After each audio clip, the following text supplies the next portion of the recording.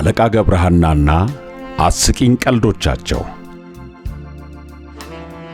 ምዕራፍ 4 ድንግልና ፈረሰ። የአባይ በረሃ የመኪና መንገድና ድልድዩ ሳይሰራለት ከአዲስ አበባ ወደ ጎጃም አልፎም ወደ ጎንደር የሚሄደው መንገደኛ ሁሉ ደጀን እስኪደርስ ድረስ ልክ የመከራ ትንቢት እንደተነገረበት ሰው ከአሁን መከራው ደረሰብኝ ብሎ ልቡ እየፈራና እየራደ የሚያልፍበት ቦታ ነበር።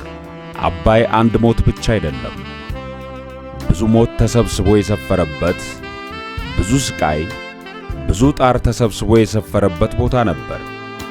ስለዚህ ከዚያ አልፎ የሚሄዱ መንገደኞች አባይን ክረምት እንደሆነ በጉም በጋ እንደሆነ በጭጋግ ተሸፍኖ የሚታወቀውንም የማይታወቀውንም ሞትና ጣር ሁሉ በጉያው ሸሽጎ እንደ ሲኦል ንጉሥ በሚያስፈራ ግርማ ከላይ እስከ ታች ተጋድሞ ሲመለከቱት ልባቸው ሲሸበር ይቆይና ወዲያው ከጉሙ ወደ ጭጋጉ በላይ አሻግረው ሲያዩ እዚያ ከደረሱ ሞቱ ሁሉ ጣሩ ሁሉ ወደ ኋላቸው የሚቀር እንጂ ወደፊት የማይገጥማቸው ሆኖ ስለሚታያቸው በደህና የሚደርሱበትን ዘዴ ብቻ ማሰብና ማሰናዳት ይጀምራሉ ብለው ደራሲ ሐዲስ ዓለማየሁ እንደጻፉት አባ ገብረሐናም ከጣሩ ወዲያ ማዶ ያለው የትውልድ ሀገራቸው እየታያቸው ጉዟቸውን ቀጥለው አባይ በረሃ ገቡ።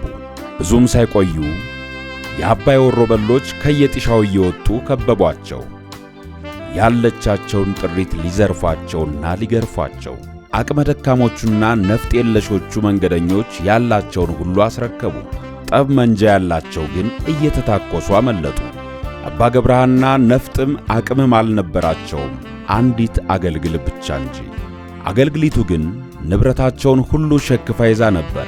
ሽፍቶቹም ስለጠረጠሩ አምጣ፣ እሱ ምንድን ነው ያዝከው ሲሉ አባን አፋጠጧቸው።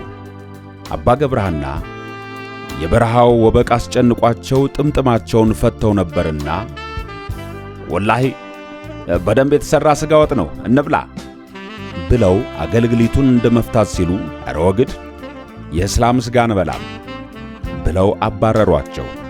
ይህን ብልሃታቸውን ያዩ አብረዋቸው የነበሩ መንገደኞች የተራረፈ ብራቸውን ሰብስበው ከጉድ ያውጡን አባታችን፣ ባዶ እጃችንን አገራችንን እንዳንገባ ይርዱን ብለው ተማጸኗቸው። አጅሬም ጥቂት ካሰቡ በኋላ የመንገደኛውን ገንዘብ ጠቅልለው በወሳንሳ አሸክመው እንደታጀቡ ጉዞ ቀጠሉ። ጥቂት እንደተጓዙ ሌሎች ሽፍቶች ሲመጡ አዩ። በዚህን ጊዜ አባ ገብረሐና በርኖሳቸውን ገልብጠው ለብሰው ልጄ ብሬ እያሉ ጩኸታቸውን ለቀቁት። ብሩን የተዘረፈውን መንገደኛ የብሩ ነገር አሳዝኖት እምባ ይራጭ ጀመር። ሽፍቶቹ ምን ሆናችሁ ነው የምትላቀሱት ሲሉ ጠየቁ። አይ ልጄ ብሬን ተስቦ ይዞት እዚህ አፋፍ ላይ ስላረፈብኝ እርሜን እያወጣው ነው። ከፍ ብዬ ቤተክርስቲያን ካገኘው ቀብረዋለሁ በማለት አባ መለሱና በሰላም ጉዟቸውን ቀጠሉ። ይሁንና የዚህ አይነቱ ዘዴ አደገኛነት ወዲያውኑ የተከሰተላቸው አባ ገብረሐና ሌላ መላ ፈጠሩ። ብሩን ሁሉ ሰብስበው ተልባ እያሹ የሚበሉባት ገበታ ውስጥ ለመክተት እንዳሰቡትም ገንዘቡን ገበታዋ ላይ ሰበሰቡና ለስለት በገዙት ልብስ ሸፍነው ሰው ታቦት እንደያዘ ሁሉ በዝግታና በሥርዓት እንዲጓዝ አደረጉ። እንደፈሩትም አሁንም ወሮበሎች ብረታቸውን እንደያዙ መጡ። ምንድነው የያዛችሁት? ታቦት ከአዲስ አበባ አስባርከን መመለሳችን ነው። ማን የሚሉት ታቦት ነው ለመሆኑ? የተልባ ማሻ ቅዱስ ሚካኤል። ከዚያ በኋላ ምንም አይነት አደጋ ሳያጋጥማቸው አባ በሰላም ጎንደር ደረሱ። ከተማው አካባቢ እንደተቃረቡ ሁለት ሴቶች ውሃ ተሸክመው ዳገት ሲወጡ አንደኛዋ ሲያመልጣት ሰሙና እየሳቁ ከሴቶቹ ኋላ ሲሄዱ በድጋሚ ያመልጣታል። ሴትየይቱም ደንግጣ ሰው መኖር አለመኖሩን ለማረጋገጥ ዞር ብትል አባ ከበስተጀርባዋ ኖረዋል። ውይ አፈር በበላሁ መቼ መጡ አባ ብላ ብትጠይቃቸው በታሳስ ሄጄ በጠር መጣው ሲሉ መለሱላት። ወዲያውኑ ወደ ትውልድ መንደራቸው ናባጋ ጊዮርጊስ ሄደው መኖር ጀመሩ። ከወዳጅ ዘመድ ተደባልቀው ጥቂት ከቆዩ በኋላም ለረጅም ጊዜ ያላገኟትን አንድ ዘመዳቸውን ለመጠየቅና የጥምቀት ድግስ ለመጋበዝ ራቅ ወዳለ ስፍራ ሄዱ። ጣናን በታንኳ ተሻግረው እንደደረሱም ሞክቱ ታርዶ ጠላውም ተቀድቶ ቀረበ። ይሁንና የቤት እመቤቲቱ ባልትና ዕጣ ክፍላቸው አልሆነ ኖሮ ጠላውም ሆነ ወጡ ቀጠንጠን ያለ ነበር።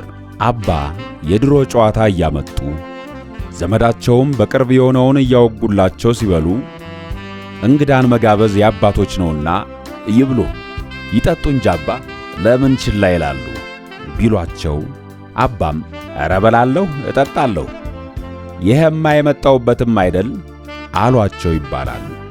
አንደዚህ ደግሞ አንዲት የጎንደር ሴት ዘንድ ራት ይጋበዙና ይሄዳሉ። ከጣና ሐይቅ የተጠመደ ሲልዞ ጉልዞ የተባለ የዓሣ አይነት ላቀርብሎ ብላ ብትጠይቃቸው ግን የጎንደር ወግ ይድረሰኝ በማለት ይግደረደራሉ። ሴትየይቱም ብዙ ሳታግደረድራቸው ዓሣውን ስታነክተው ቆየች። ሆኖም ዕቃ ረስታ ኖሮ ጓዳ ስትገባ አጅሬ መብራቱን አጠፉና ሲልዞ ጉልዞውን ሁሉ ፊታቸው አመጡት። መብራት ሲበራም ዓሣው አባ ፊት ተገኘ። ወይዘሮይቱ ወይ ጉድ ይሄን ዓሣ ምን እዚያ ወሰደው ብላ በመገረም ብትጠይቅ፣ ዓሣ እንደ ልቡ ሲራወጥ ይኖራል እንጂ መች አንድ ቦታ ይቀመጣል ብለዋት ዓሣቸውን እንክት አድርገው በልተው ወደ አገራቸው ተመለሱ። ከዚያም ናባጋ ጊዮርጊስ ተመልሰው ሲኖሩ ከዕለታት ባንዱ ቀን ሠራተኛቸው ምሳ በጊዜ ያልሰራች ኖሮ ተልባ ሰጥታቸው እሷኑ አጣጥመው ወደ ገበያ ሲሄዱ አንድ አንካሳ ደብተራ ጥርሳቸው ላይ የተጣበቀውን ተልባ አይቶ አባ ዛሬ ተልባ ስንት ዋለ ብሎ ቢያሽሟጥጣቸው አጅሬ ነገሩ ወዲያው ገባቸውና ተልባማ በጠማማው ጣሳ ሁለት ሲሸጡ አለ አሉት።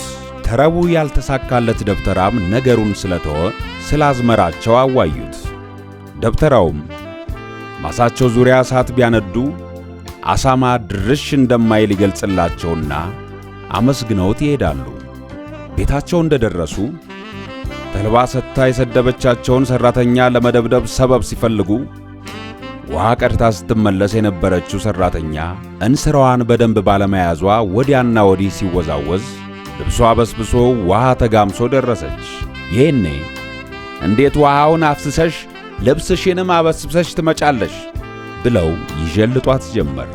ሆኖም ገላጋዮች ወዲያውኑ ደርሰው ምን ነው አባ ልብሱ እንደሆነ የራሷ ነው፣ ውሃውንም ራሷ ነች ሄዳ የምታመጣው ቢሏቸው፣ አይሄ ቀባኑ ጌም ቢሆን ኖሮ እኮ ፈሶ አልቆ ነበር አሏቸው።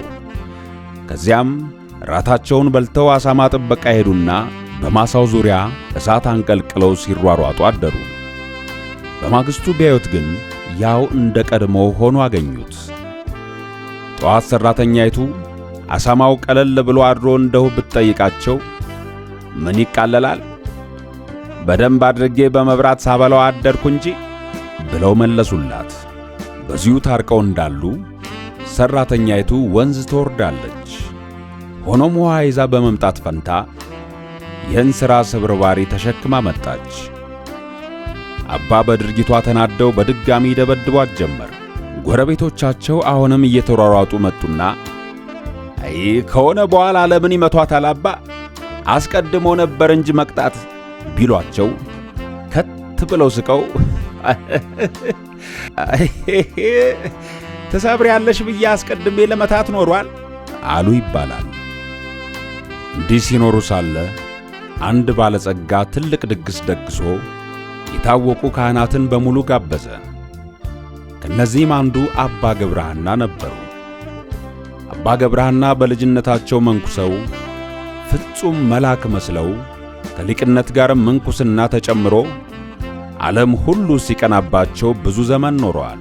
በኋላ ግን ከካህናቱ ጋር ግብረ ሰላም ተጠርተው ማህሌት ገንቦ እየወረደ ጠጃቸውን ከጥሩ ጠላ ጋር ሲቀመቅሙ አምሽተው ስካር ጀግና ነውና ሰውነታቸው ዝሎ ግብዣው ቢዘገይ ከዋሉበት ተኙ።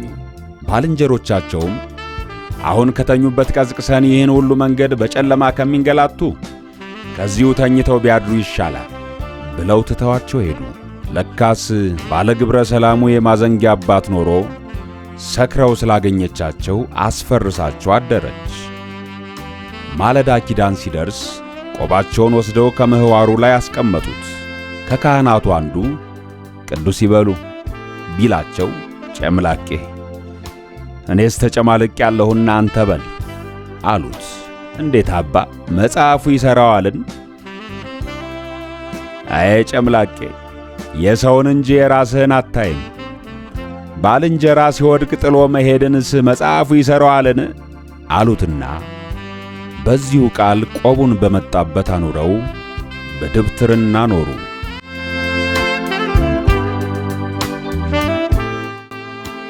አለቃ ገብረሐናና አስቂኝ ቀልዶቻቸው በአረፋ ኃይኔ ሀጎስ። ተራኪ ሄኖክ ዘርአብሩክ። ዌል አርት ሚዲያን ላይክ፣ ኮሜንት፣ ሼር እና ሰብስክራይብ በማድረግ ቤተሰብ ይሁኑ።